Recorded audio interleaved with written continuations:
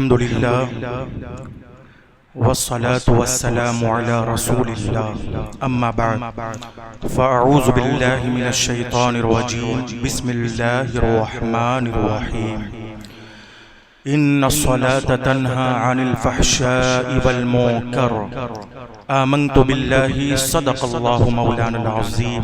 दुरूद शरीफ पढ़ने अल्लाहुम्मा सल्ली अला सय्यिदिना व मौलाना मुहम्मद व अला आलि मुहम्मद कमा तुहिब्बु व तर्दा बि अन तुसल्ली अलैहि सलातन व सलामन अलैका या रसूलल्लाह व अलैका या हबीबल्लाह सल्लल्लाहु तआला अलैहि वसल्लम।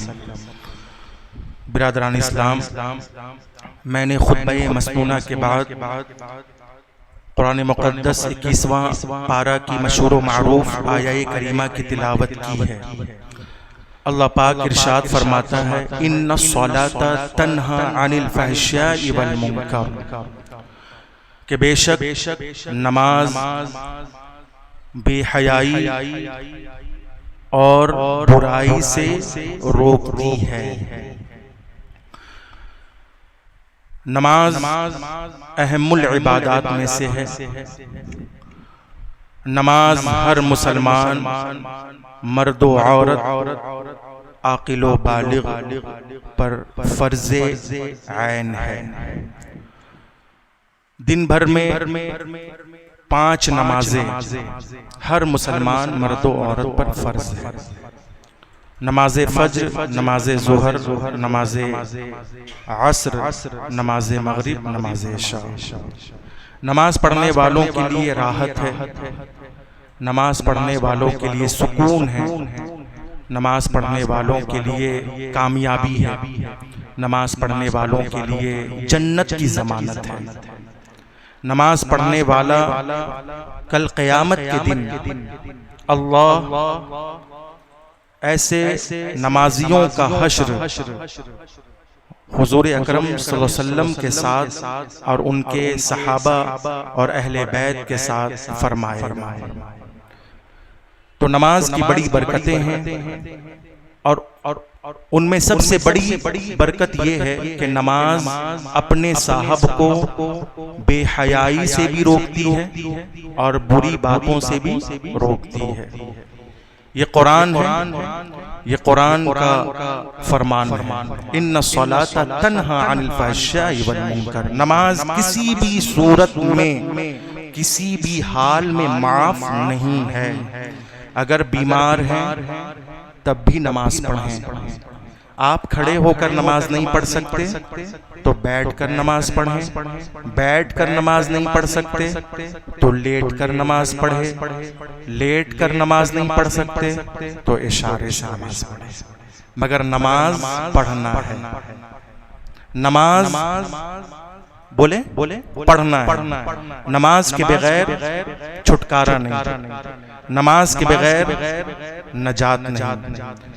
जैसे इंसान जीने के लिए खाना और पानी अपने ऊपर लाजिम कर लेता है, वैसे इंसान जीने के लिए और कामयाबी के लिए और राहत व नजात के लिए और शिफा याबी के लिए और सेहतमंदी के लिए और दोनों जहां की नेमतों के लिए वो अपने ऊपर 5 वक्त की नमाज को क्या कर ले, लाजिम कर। ठीक है।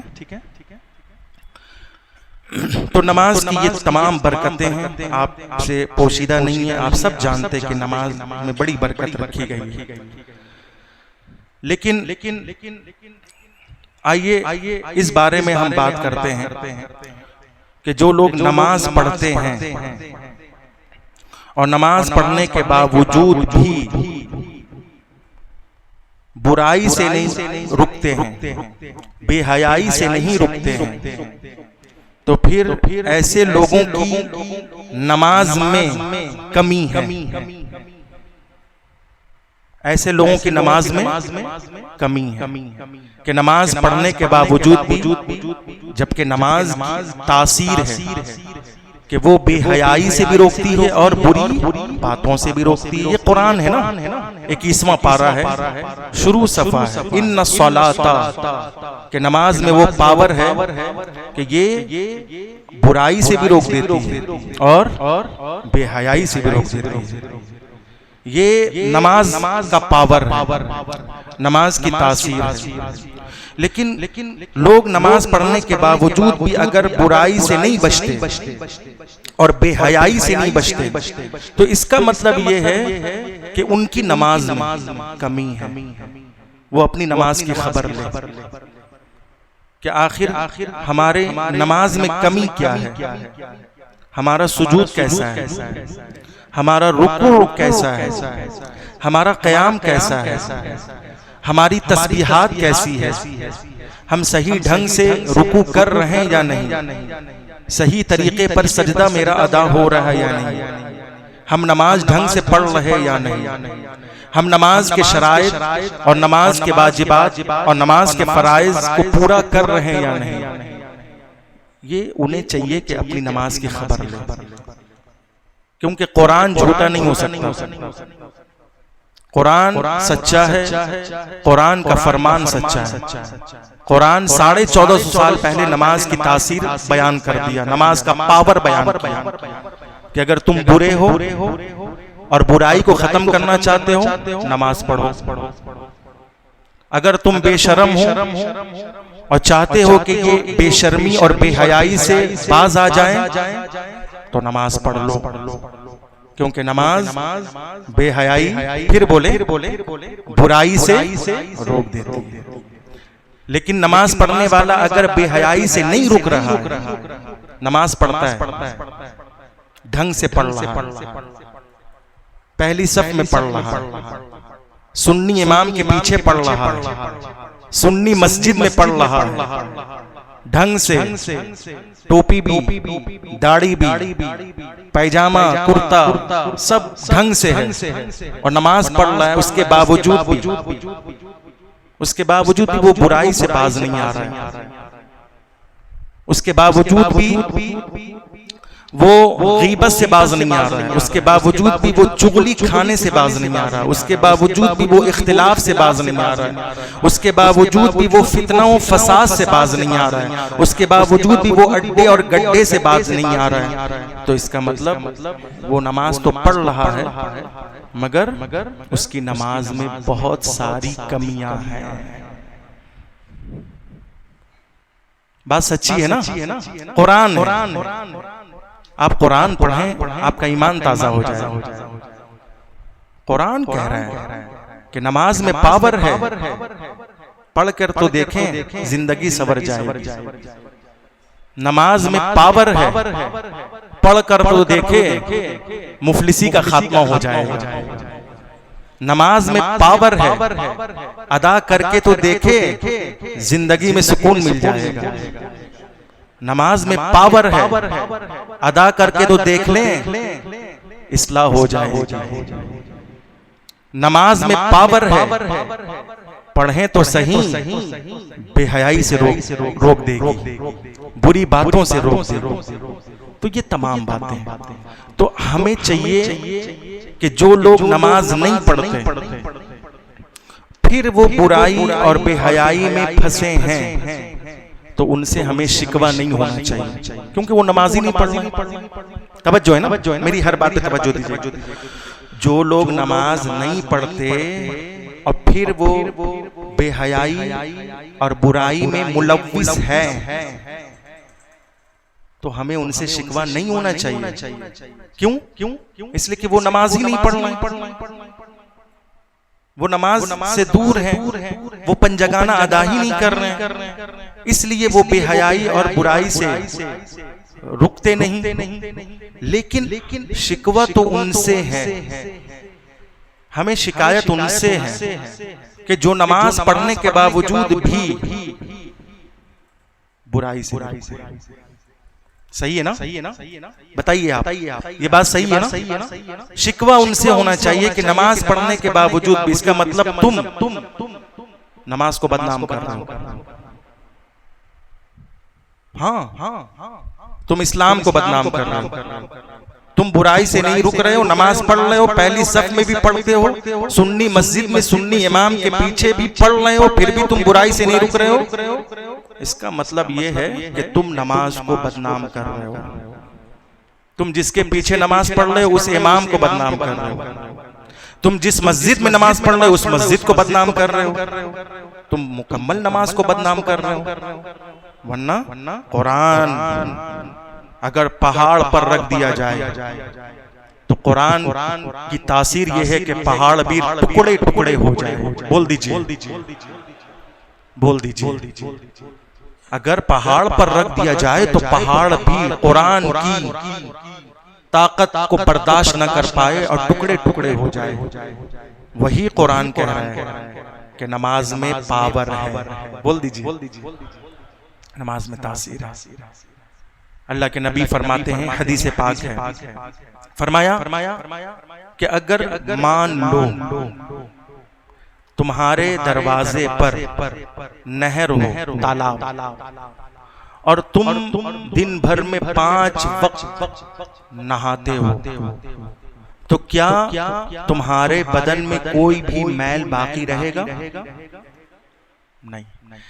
तो फरमाया कि यही हाल 5 वक्त की नमाजों का है कि अगर बंदा 5 वक्त नमाज की पाबंदी करता है, 5 वक्त नमाज अदा करता है, बाजमात नमाज पढ़ता है, तो फिर अल्लाह भी ऐसे बंदों, ऐसे नमाजियों से गुनाहों को माफ कर देता है। ऐसे बंदों को गुनाहों से साफ और पाक कर देता है। सुभान अल्लाह।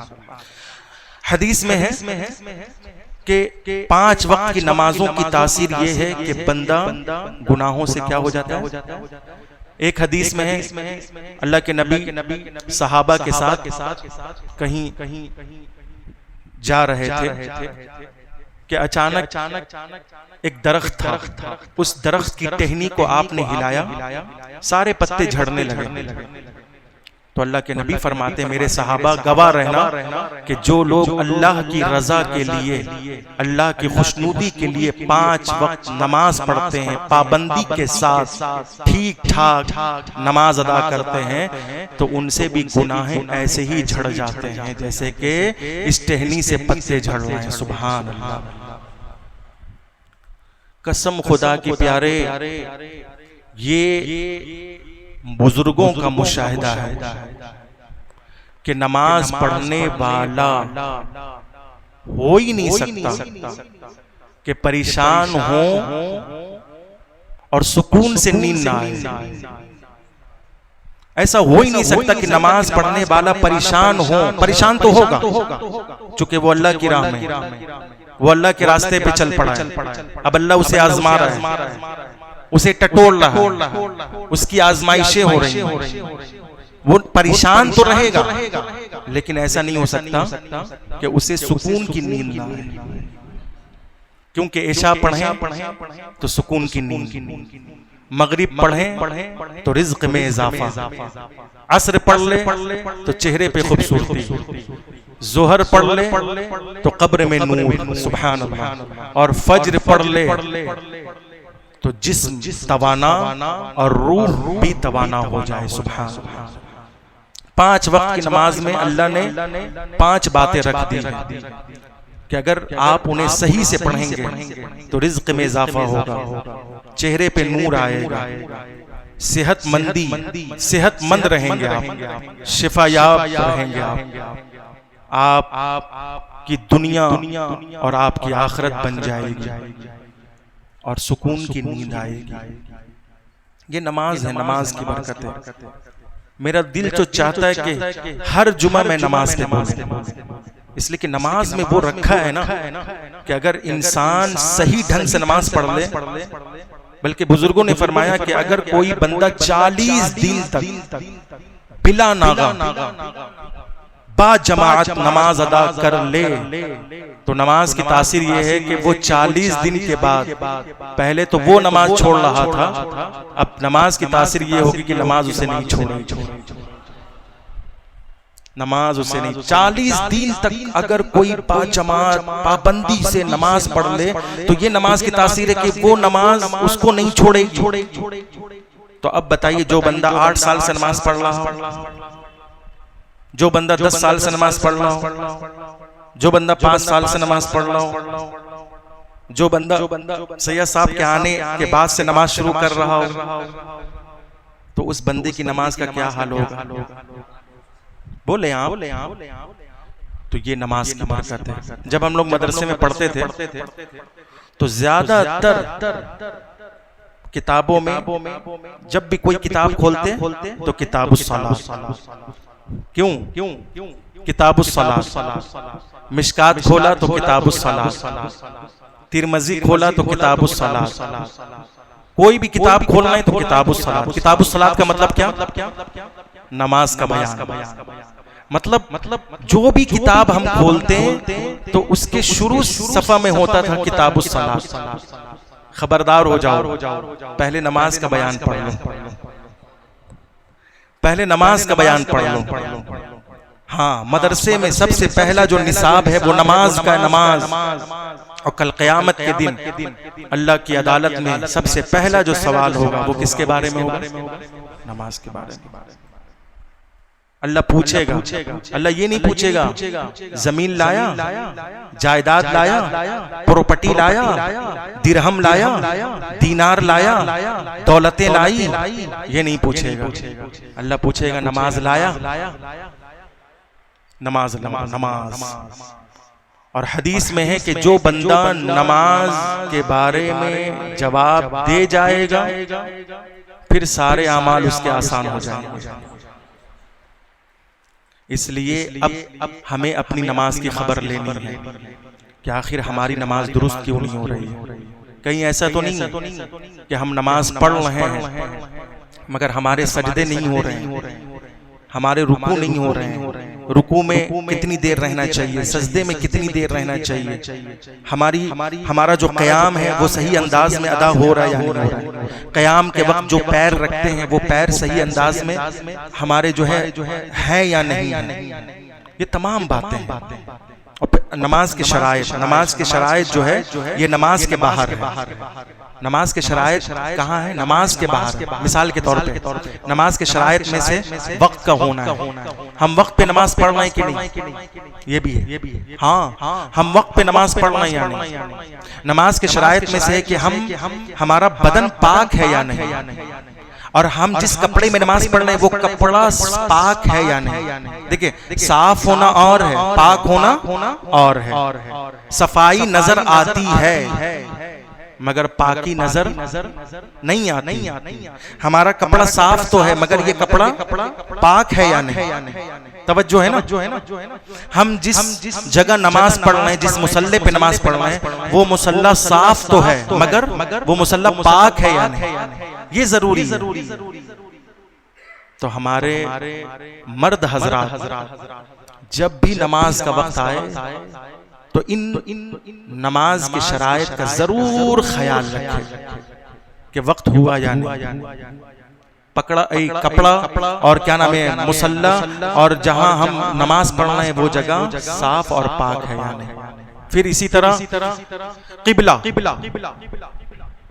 किबले का भी होना जरूरी है। अब मिसाल के तौर पे हम कहीं ऐसी जगह फंस गए जहां हमें पता ही नहीं सिमते किबला, जिहद का इल्म नहीं कि किबला किस तरफ है, तो वहां हुक्म है कि आप लोगों से पूछ लें। और अगर कोई बताने वाला भी ना हो तो हुक्म ये है कि आप बहुत गौर व फिक्र करें। वैसे आजकल मोबाइल का जमाना है, मोबाइल बता देता है, गूगल बता देता है। जो इंसान नहीं बताता वो बोले गूगल बता देता है। हाँ, हमने वीडियो में देखा था, वीडियो क्लिप में कि कोई कह रहा था, कोई नॉन मुस्लिम कह रहा था कि पूरी दुनिया में जब से दुनिया बनी है अब तक तमाम इंसानों में सबसे अच्छा, बढ़िया, उम्दा इंसान मोहम्मद सल्लल्लाहु अलैहि वसल्लम। वो नॉन मुस्लिम बोल रहा था और उसने ये भी कहा कि आप नहीं हो तो गूगल से पूछ लें। उसने ये कहा कि नहीं हो तो आप गूगल से पूछें। मैं उसके बताए हुए रास्ते पे गूगल पे गया तो हमने टैप किया कि तमाम इंसानों में सबसे अच्छा इंसान बताओ। गूगल ने पेश कर दिया मोहम्मद सल्लल्लाहु ताला अलैहि वसल्लम। सुभान अल्लाह, सुभान अल्लाह, सुभान अल्लाह। जो हुजूर को अपनी तरह कह रहे हैं। गूगल से आप सीखें कि गूगल भी कितना बाअदब है। हुजूर के सिलसिले में गूगल भी कितना बाअदब है और कितना मुनसिफ है, इंसाफ करने वाला है कि अगर उससे पूछा जाए कि तमाम इंसानों में सबसे अच्छा इंसान कौन है तो गूगल भी शान से कहेगा मोहम्मद अरबी। तो गूगल इंसाफ करता है। तो गूगल है, गूगल में आप पता करने की सिमत कहाँ है। लेकिन गूगल में पता करने के बावजूद मान लीजिए कुछ ऐसे लोग हैं जिनको गूगल और मोबाइल चलाना नहीं आता, तो वो क्या करेंगे? तो मसला ये है कि वो तहर्री करेंगे। तहर्री का मतलब बहुत गौर फिक्र सोच के बाद वो नमाज अदा करेंगे।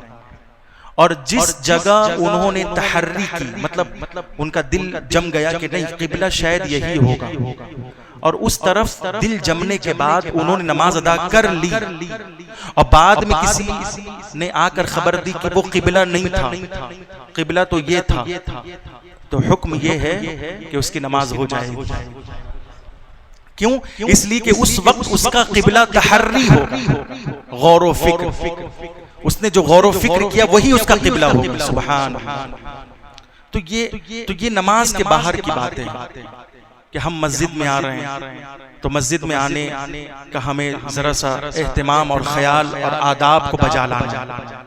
हम मस्जिद में बैठ रहे हैं, नमाज से पहले हुक्म ये है कि आप आएं, जमात से पहले आएं और नफल पढ़ें, सुन्नत पढ़ें, कुरान पढ़ें, दुरूद शरीफ पढ़ें, मगर आपस में बातें ना करें।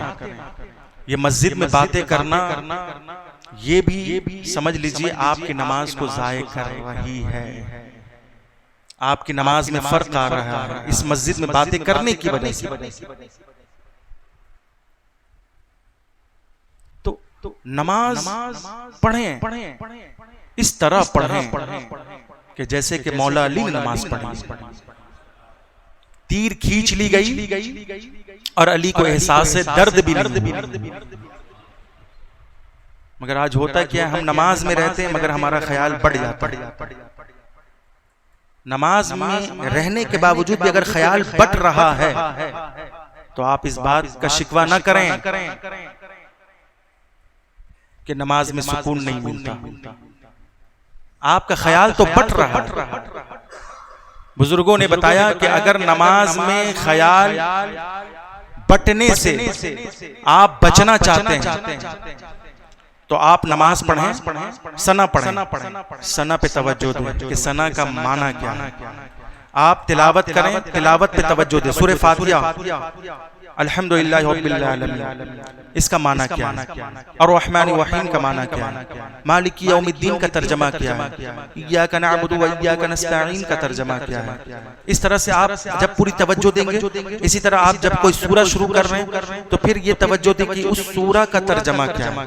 मिसाल के तौर पर कुल हुवल्लाहु अहद का तर्जमा क्या है, अल्लाहुस समद का तर्जमा क्या है, लम यलिद वलम यूलद का माना क्या है, वलम यकुल लहू कुफुवन अहद का तर्जमा क्या है।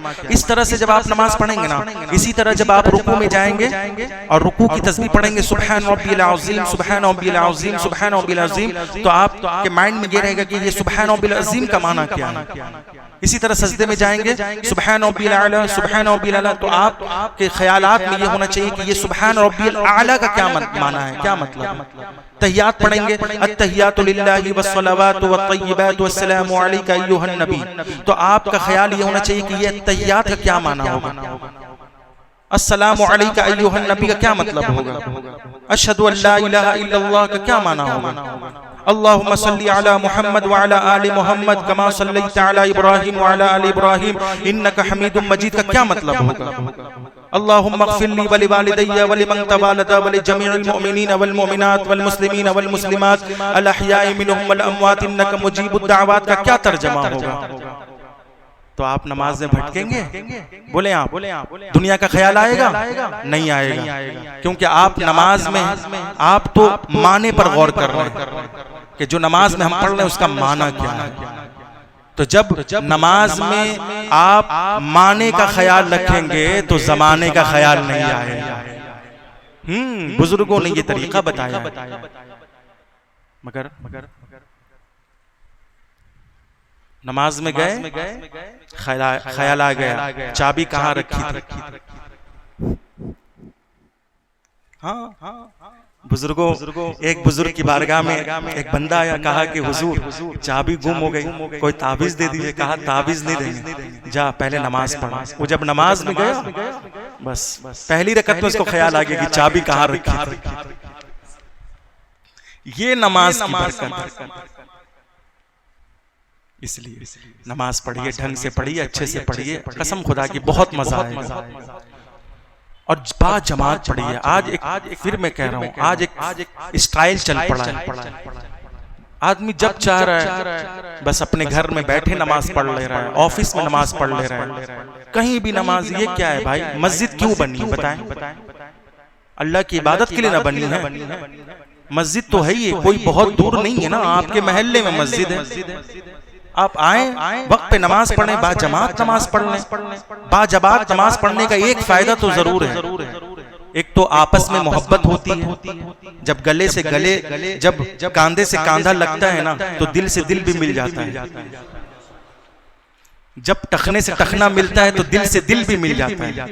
एक फायदा तो यही है कि आपस में मोहब्बत होगी मुसलमानों में। और दूसरा फायदा ये है कि इतनी बड़ी जमात में पता नहीं किस बंदे की नमाज कबूल हो गई हो, और अल्लाह उस कबूल नमाज की बदौलत सबकी नमाजें कबूल फरमा ले। इसलिए मेरे भाइयों, मेरे दोस्तों, नमाज को हल्के में ना ले, नमाज पढ़ें और ढंग से पढ़ें और अच्छे से पढ़ें, और अपनी महल्ले की मस्जिद में नमाज अदा करें, और सुन्नी इमाम के पीछे सुन्नी मस्जिद में नमाज अदा करें। अल्लाह हम सब की हिफाजत फरमाए। आमीन सुम्मा आमीन। सिद्क़े दिल से पढ़े अस्तग़फिरुल्लाह रब्बी मिन कुल्ली ज़म्बिन अज़नबतुहु व अतूबु इलैहि ला इलाहा इल्लल्लाहु मुहम्मदुर रसूलुल्लाह सल्लल्लाहु तआला अलैहि वसल्लम।